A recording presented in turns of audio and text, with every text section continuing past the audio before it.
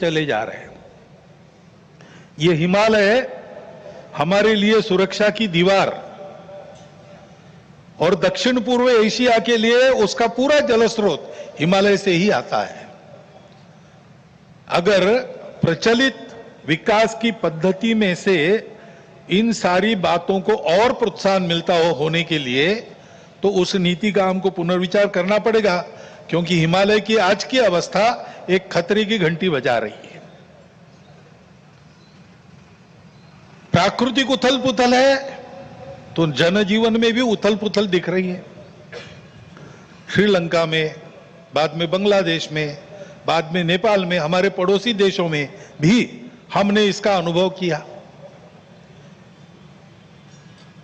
अब कभी कभी हो जाता है, प्रशासन जनता के पास नहीं रहता, संवेदनशील नहीं रहता, लोकाभिमुख नहीं रहता, उनकी जनता की अवस्थाओं को ध्यान में रखकर नीतियां नहीं बनती तो असंतोष रहता है। परंतु उस असंतोष को इस प्रकार व्यक्त होना यह किसी के लाभ की बात नहीं है। अभी प्रमुख अतिथि महोदय ने कहा, 25 नवंबर के भाषण की याद की, उसमें इस प्रकार के जो आंदोलन है जिसमें इतनी सारी हिंसा और विनाश होता है, डॉक्टर अंबेडकर साहब ने उसको ग्रामर ऑफ अनार्की कहा है। प्रजातांत्रिक मार्गों से भी परिवर्तन आता है, ऐसे हिंसक मार्गों से परिवर्तन नहीं आता है। एक उथल पुथल हो जाती है लेकिन स्थिति यथावत रहती है। पूरे दुनिया का अभी तक का इतिहास देख लीजिए, जब से ये उथल पुथल वाली तथाकथित रिवॉल्यूशंस, क्रांतियां आई, किसी क्रांति ने अपने उद्दिष्ट को प्राप्त नहीं किया।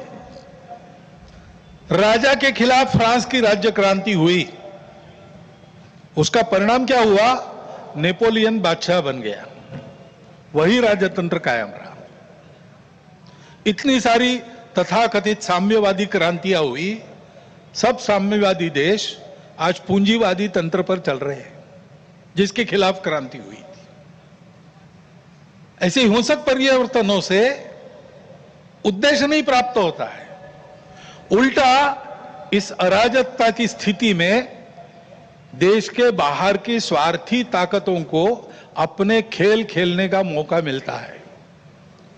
और इसलिए हमारे पड़ोसी देशों में जो उथल पुथल हो रही, ये हमारे ही देश है, वे हमसे दूर नहीं है। कुछ वर्ष पूर्व भारत ही थे, हमारे अपने हैं।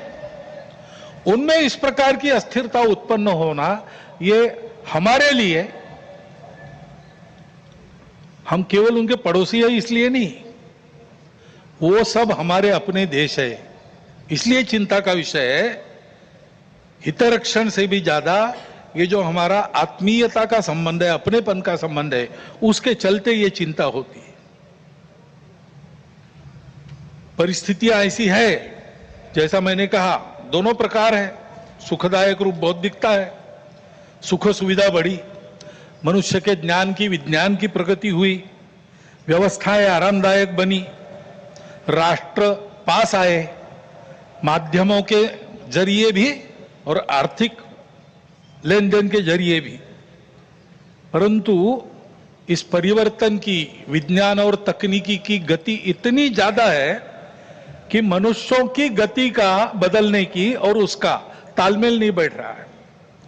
इसलिए भी मनुष्य जीवन में कई प्रकार की समस्याएं, युद्ध, अन्य छोटे बड़े कलह, ये तो सब चल ही रहे। प्रकृति के उग्र प्रकोप को हम अनुभव कर रहे हैं, लेकिन परिवारों में भी टूटन आ रही है। नागरिक जीवन में बढ़ता हुआ अनाचार, अत्याचार दिखाई देता है।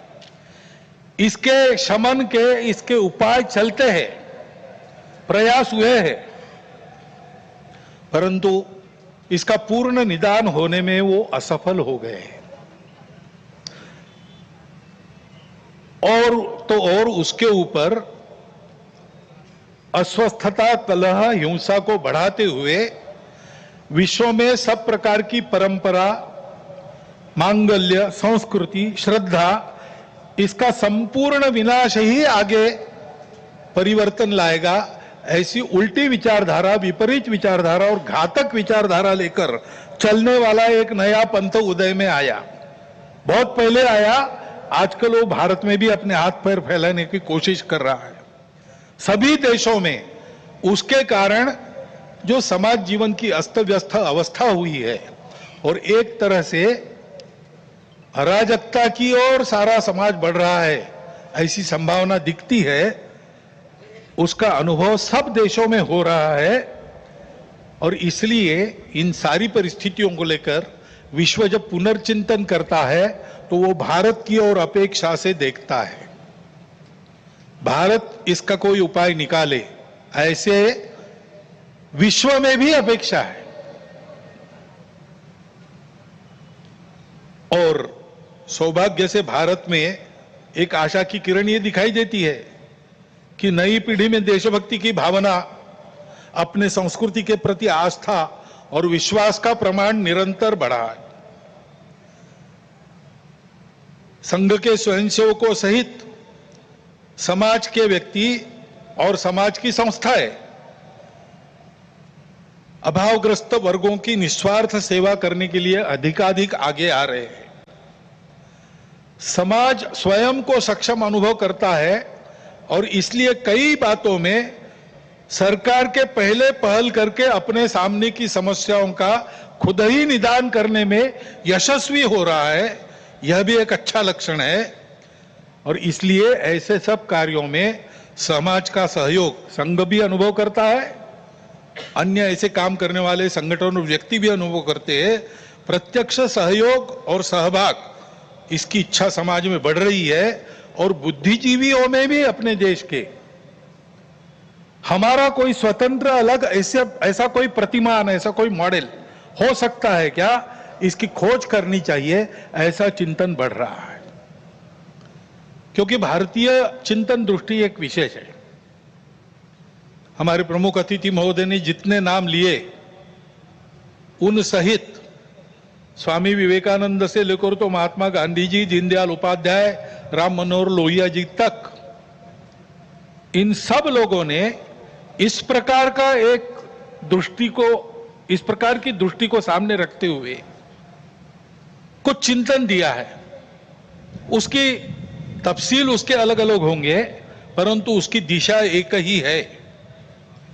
आधुनिक विश्व के पास जो दृष्टि है वो गलत नहीं है लेकिन अधूरी अवश्य है। मानव का भौतिक विकास होता है, नैतिक विकास की ओर ध्यान नहीं रहता है। विकास होता है, पर्यावरण की ओर ध्यान नहीं रहता। विकास होता है, कुछ लोगों का होता है, कुछ का नहीं होता। आज अमेरिका का जीवन विकसित माना जाता है, उसको आदर्श मानकर हम चले भारत के लोग, और हमने चाहा कि भारत अमेरिका जैसा जीवन जिए। तो कुछ अभ्यासक कहते हैं हिसाब करके ऐसा जीवन जीने के लिए और 5 पृथ्वियों की आवश्यकता लगेगी। ये विकास कैसे होगा? ये हो नहीं सकता। प्रगति के साथ साथ इसी के कारण नई नई समस्याओं को हम झेल रहे जो प्राण संकट बन रही है। दृष्टि का अधूरापन ही इसके लिए कारण है। हमारी दृष्टि है, हमारी दृष्टि भौतिक विकास के साथ साथ मन, बुद्धि और आध्यात्मिकता का विकास कर सकती है, करती है। व्यक्ति के साथ साथ मानव समूह और सृष्टि का भी विकास साधने वाली हमारी दृष्टि है। मनुष्य की आवश्यकताओं, इच्छाओं के अनुरूप आर्थिक स्थिति, इच्छा पूर्ति हो सबकी, ऐसी व्यवस्था, उसके साथ साथ ही समूह के प्रति और सृष्टि के प्रति कर्तव्य बुद्धि और अपनेपन का साक्षात्कार व्यक्तियों में जगाने की शक्ति हमारी इस दृष्टि में है। सहस्रों वर्षों तक विश्व में इस दृष्टि के आधार पर हमने एक सुंदर, समृद्ध, शांतिपूर्ण, परस्पर संबंधों को पहचानने वाला और मनुष्य और सृष्टि का, मनुष्य और समूह का सहयोगी जीवन ऐसे प्रस्थापित किया था। आज विश्व के आवश्यकताओं की पूर्ति करते हुए उनकी समस्याओं का निराश करने का शाश्वत निदान देने वाली एक नई रचना को विश्व आवश्यक मान रहा है, भारत से अपेक्षा कर रहे हैं और नियति शायद यही कार्य हम भारतवासियों से चाहती है कि हम अपने उदाहरण से विश्व को एक नया ऐसा रास्ता दें। संघ 100 साल से ये सारा चिंतन, इन सब महापुरुषों का चिंतन लेकर, संघ का चिंतन नया नहीं है, वो अपनी दृष्टि के आधार पर अपने यहाँ परंपरा से चलने वाला आज तक आया हुआ यहां तक चिंतन है। उस चिंतन को लेकर संघ 100 साल से काम कर रहा है। समाज जीवन के विभिन्न आयामों में, संगठनों में, संस्थाओं में, स्थानीय स्तर पर भी व्यक्तिगत पहल से भी स्वयंसेवक सक्रिय है। समाज जीवन में सक्रिय ऐसे अनेक सज्जनों के साथ भी सहयोग और संवाद स्वयंसेवकों का चलते रहता है। इन सब का जो संकलित अनुभव है उसके आधार पर संघ का कुछ चिंतन है। वो चिंतन आज के कार्यक्रम में आपके सामने रखना ये मेरे भाषण का प्रमुख उद्देश्य है। पहली बात है कि विश्व की व्यवस्था में परिवर्तन तो आवश्यक है, विनाश टालना है तो अनिवार्य है, परंतु हम एक विपरीत व्यवस्था में इतने आगे बढ़ गए, सारी दुनिया आगे चली गई, हम भी आगे चले गए। अब एकदम अगर पीछे मुड़ेंगे तो गाड़ी उलट जाएगी। इसलिए इस गति से आगे बढ़ते बढ़ते हुए धीरे धीरे छोटे छोटे कदमों से हमको मुड़ना पड़ेगा, एक लंबा मोड़ लेके पीछे आना पड़ेगा। देश काल परिस्थिति का ध्यान रखते हुए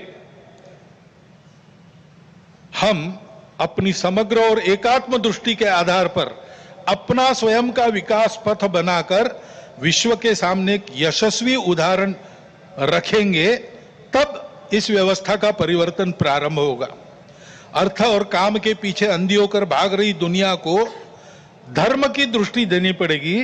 वो धर्म पूजा नहीं है, वर्शिप्स नहीं है, वो धर्म खान पान रीति रिवाज नहीं है, वो धर्म इसके परे सबको जोड़ने वाला, सबको उन्नत करने वाला, सबको साथ लेकर चलने वाला, प्रजा की सृष्टि की धारणा करने वाला धर्म है। उस धर्म का मार्ग हमको अपने उदाहरण से विश्व को देना पड़ेगा। भारतवर्ष को ऐसा होना ही पड़ेगा, ऐसे संघ मानता है 100 साल के अनुभव के बाद। अब संपूर्ण देश को ऐसा खड़ा करना है, लेकिन व्यवस्था है उसको नहीं बना सकती। व्यवस्था बनाने वाला मनुष्य होता है, समाज होता है, वो जैसा है वैसी व्यवस्था बनाएगा। कहते हैं प्रजातंत्र में अंग्रेजी में एक वाक्य, people get the government they deserve. तो ये नहीं है कि सारा कुछ जिम्मा उन पर है, उनकी समीक्षा करके स्तुतियां, उनकी निंदा हम करते रहे, ऐसा नहीं होता है। जैसा समाज है वैसी व्यवस्थाएं चलेगी, और इसलिए समाज के आचरण में परिवर्तन आना चाहिए, तब व्यवस्था में परिवर्तन आता। वैसे भी कोई स्थापित व्यवस्था अपने को स्वयं को बदलने की इच्छुक नहीं रहती, और अपने को स्वयं को बदलने का उसका सामर्थ्य भी नहीं रहता, क्योंकि वो स्वयं को नहीं बनाती, समाज उनको बनाता है। ये सामर्थ्य समाज के पास रहता है। समाज को अपने आप को नए आचरण में ढालकर खड़ा होना पड़ता है। ये व्यवस्था परिवर्तन की पूर्व शर्त है, और समाज के आचरण के परिवर्तन जो आता है वो भाषणों और पुस्तकों से नहीं आता। प्रबोधन तो करना ही पड़ता है, लेकिन प्रबोधन करने वालों को स्वयं जो परिवर्तन चाहते हैं उसका उदाहरण बनना पड़ता। अपने व्यक्तिगत जीवन में, सामाजिक जीवन में, राष्ट्रीय जीवन में, अपने स्वयं के परिवार के जीवन में, अपने आजीविका के कार्य में हम उस परिवर्तन का उदाहरण बनकर जिए।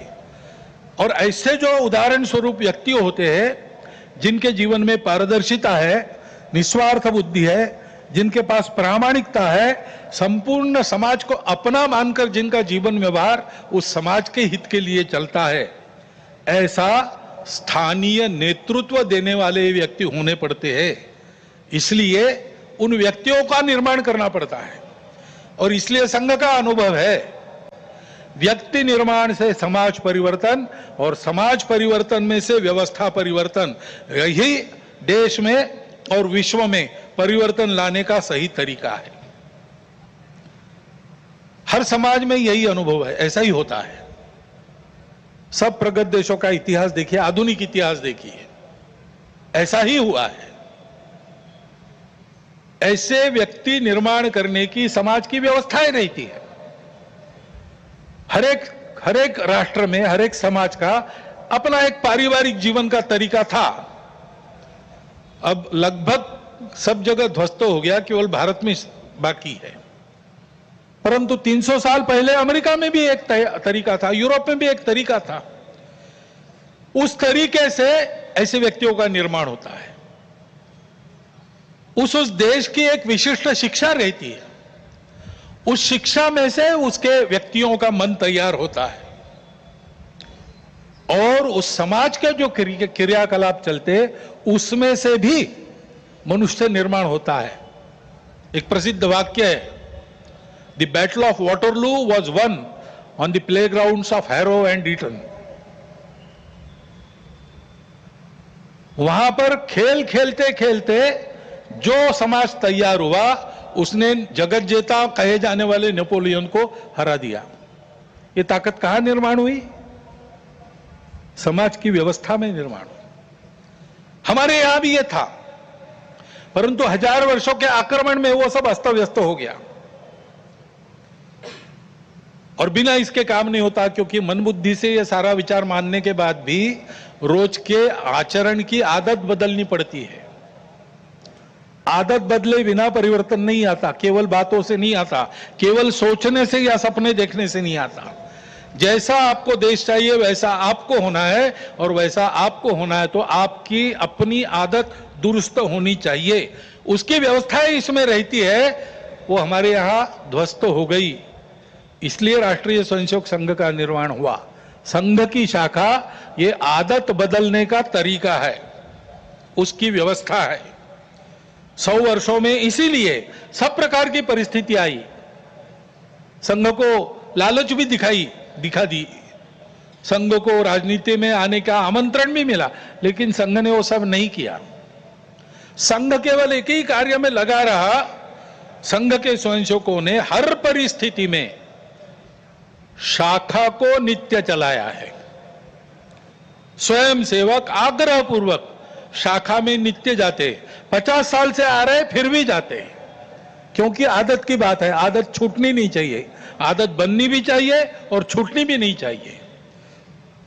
शाखा के कार्यक्रमों को मन लगाकर करते हुए व्यक्तिगत सद्गुणों की और सामूहिकता की साधना करना और समाज में क्रियाकलापों में सहभागी होते हुए समाज के सद्गुणों का, सामूहिकता का वातावरण निर्माण करना, इसलिए संघ की शाखा है। उसके कार्यक्रमों में से नित्य और मन लगाकर करने से स्वयंसेवकों में व्यक्तित्व का, कर्तृत्व का, नेतृत्व का, समझदारी का, वैचारिक और व्यावहारिक और भक्ति का, राष्ट्र के प्रति, संघ के प्रति भक्ति का निर्माण होता है।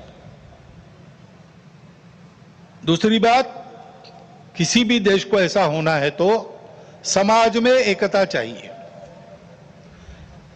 वाक्य बताया, united we stand, divided we fall. Abraham Lincoln का भी एक वाक्य है, a divided house can not stand.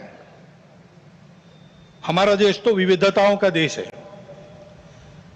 पंथ, संप्रदाय, भाषाएं, भौगोलिक विविधता, रहन सहन, खान पान, जाति, उपजाति पहले से है और बीच के काल में आक्रमण हुए, विदेशी भारत में आ गए। विभिन्न कारणों से यहां के लोगों ने भी उनकी विचारधाराओं का, उनके पंथ संप्रदायों का स्वीकार किया। वो विदेशी चले गए, लेकिन अभी भी उनका स्वीकार करके रहने वाले हमारे अपने बंधु देश में है। सौभाग्य से भारत की परंपरा है, वो सब प्रकार की विविधताओं का स्वागत और सम्मान और स्वीकार करती है। ये हमारी परंपरा है। और इसलिए यद्यपि बाहर से विचारधारा आई होगी, हम उनको पराया नहीं मानते, अलगाव से नहीं देखते। हम सबकी विशिष्टताओं को, दुनिया में सभी विशिष्टताओं को मानते हैं, उनको स्वीकार करते हैं, उनको भी हमारी अपनी विशिष्टता है उसके दर्जे का ही मानते हैं, सम्मान देते हैं। वो विशिष्टताएं भेद का कारण नहीं बनती, इसको हम देखना चाहिए। आज अपने देश में इन विविधताओं को भेदों में उभारने की कोशिश चल रही है। ये विविधताएं भेद का कारण नहीं बननी चाहिए। अपनी सब विशिष्टताएं अपने अपनी जगह ठीक भी है, परंतु ये सब होने के बाद भी हम एक बड़े समाज के अंग है। समाज, देश, संस्कृति और राष्ट्र के नाते हम एक ही है, हम अलग नहीं है, हम विविध भी नहीं है। विविधताएं तो भाषा, पंथ, संप्रदाय, खान पान, रीति रिवाज, रहने की जगह इसकी है। और इस एकता के चलते हमारा सबका आपस का व्यवहार सद्भावनापूर्ण और संयम पूर्ण रहना चाहिए। सबकी अपनी अपनी विशिष्टताएं हैं, उनकी श्रद्धाएं हैं, महापुरुष है, पूजा के स्थान है। मन वचन कर्म से आपस में इनकी अवमानना नहीं होनी चाहिए, इसकी चिंता सबने करनी चाहिए, किसी एक ने करने का यह काम नहीं है। उसके प्रबोधन की भी आवश्यकता है। विविधता है और सब लोग साथ में रहते हैं, तो जैसे अनेक बर्तन साथ में रखे तो कहीं ना कहीं आवाज हो ही जाती है। इतने बड़े समाज में इतने सारे लोगों के साथ रहने से कभी कभी कुछ आवाज हो भी सकती है, लेकिन होने पर भी नियम पालन करना, व्यवस्था पालन करना, सद्भावपूर्ण व्यवहार करना, ऐसा स्वभाव बनना चाहिए। छोटी बड़ी बातों पर या केवल मन के संदेह पर कानून हाथ में लेकर रास्तों पर निकल आना, गुंडागर्दी, हिंसा करना, यह प्रवृत्ति ठीक नहीं। मन में प्रतिक्रिया रखकर अथवा किसी समुदाय विशेष को उकसाने के लिए अपना शक्ति प्रदर्शन करना, ऐसी घटनाओं को योजनापूर्वक कराया जाता है। उसके चंगुल में फंसना नहीं चाहिए। उसके परिणाम तात्कालिक और दीर्घकालिक दोनों दृष्टि से ठीक नहीं रहते। इन प्रवृत्तियों की रोकथाम आवश्यक है। शासन प्रशासन अपना काम बिना पक्षपात किए तथा बिना किसी दबाव में आए नियम के अनुसार करें, परंतु समाज की सज्जन शक्ति और युवा पीढ़ी को भी सजग और संगठित होना पड़ेगा। आवश्यकता अनुसार हस्तक्षेप भी करना पड़ेगा, क्योंकि ये अराजकता का व्याकरण है, इसको रोकना ही पड़ेगा। हमारी इस एकता का आधार क्या है? हमारी संस्कृति है। डॉक्टर अंबेडकर साहब ने इसको शब्द दिया है इनहेरेंट कल्चरल यूनिटी, अंतर्निहित सांस्कृतिक एकता। ये भारतीय संस्कृति प्राचीन समय से चलती आई है। भारत की विशेषता है, वो सर्वसमावेशक है, सबका सम्मान और स्वीकार करने की सीख देती है, क्योंकि भारत के आध्यात्मिक सत्य पर, उस सत्य पर आधारित धर्म पर, यानी सत्य, करुणा, शुचिता और तप के सदाचार पर वह धर्म आधारित है। उसी पर यह संस्कृति भी बनी है। इसका जतन सनातन काल से आज तक हर परिस्थिति में किसने किया है?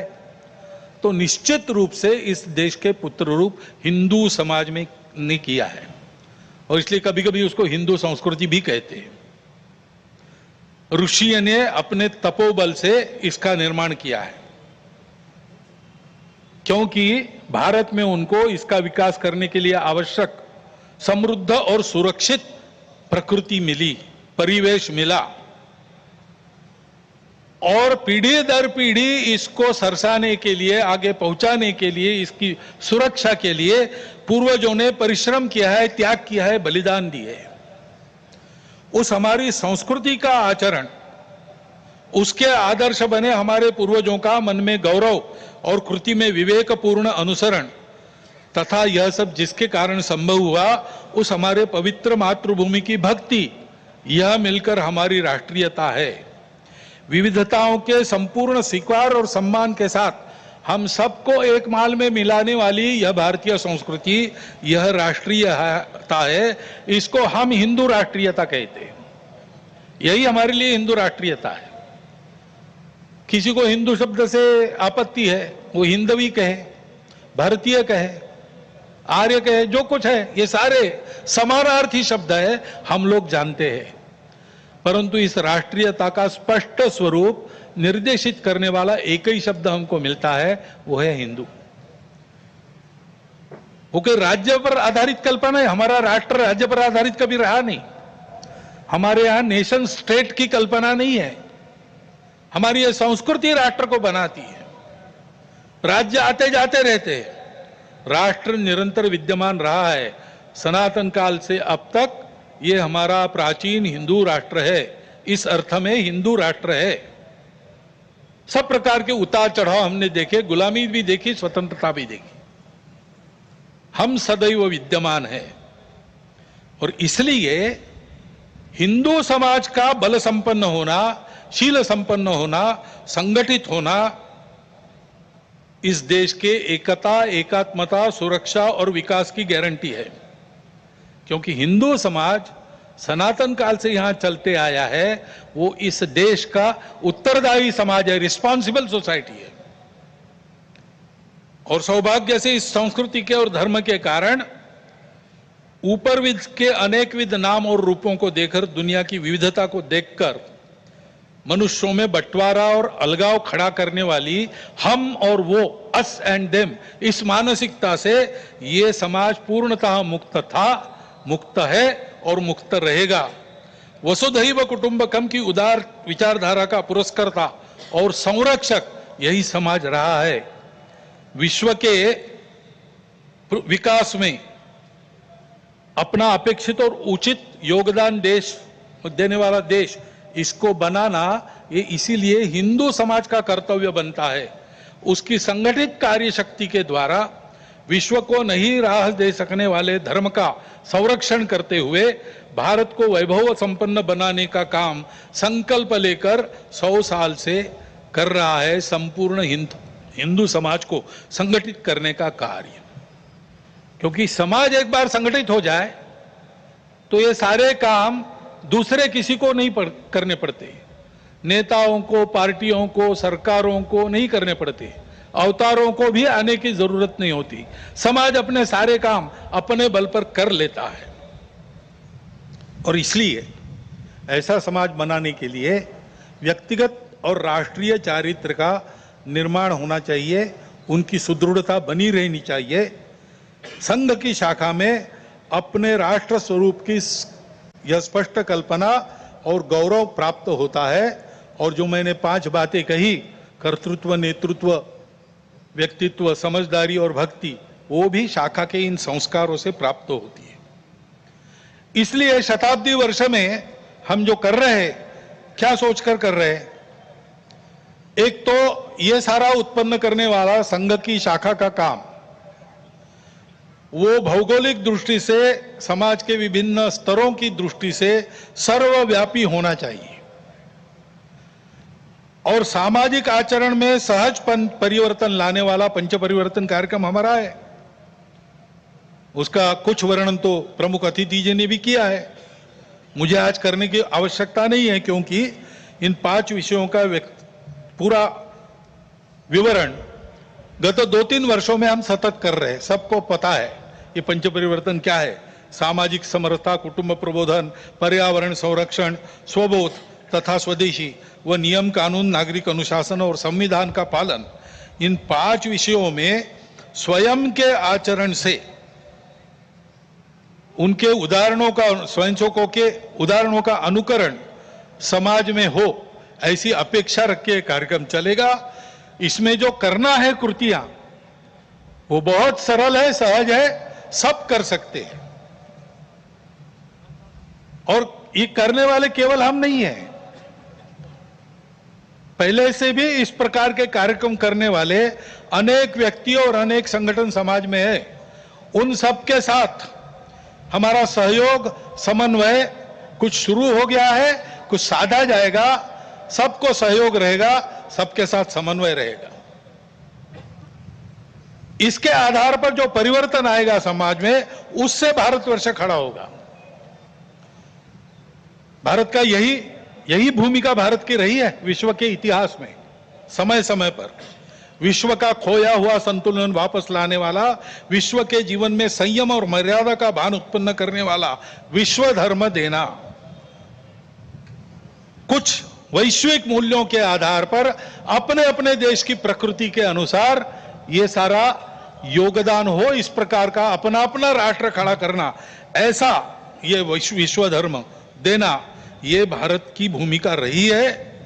हमारे स्वातंत्र संग्राम तथा राष्ट्रीय नवोत्थान में पुरोधाओं के सामने स्वतंत्र होने के बाद भारत की समृद्धि और क्षमताओं के विकास का परिणाम क्या होगा, इसका जो चित्र था वो यही था। हमारे बंगाल प्रांत के माननीय संघ चालक थे स्वर्गीय केशव चंद्र चक्रवर्ती, उत्तम कवि थे। उन्होंने इस बात को अपने कविता में बड़े सुंदर शब्दों में व्यक्त किया है।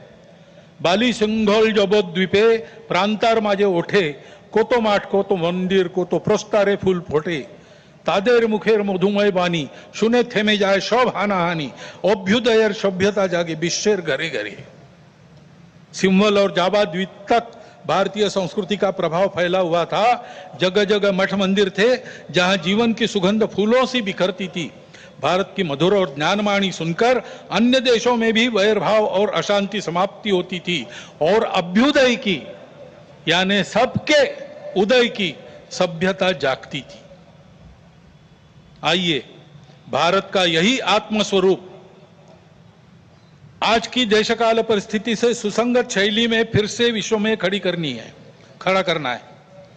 पूर्वज प्रदत्त इस कर्तव्य को और विश्व की आज की इस अनिवार्य आवश्यकता को पूर्ण करने के लिए हम सब मिलकर साथ चलकर अपने कर्तव्य पथ पर अग्रसर होने के लिए आज की विजयादशमी के मुहूर्त पर सीमोल्लंघन को संपन्न करें। भारत माता की जय।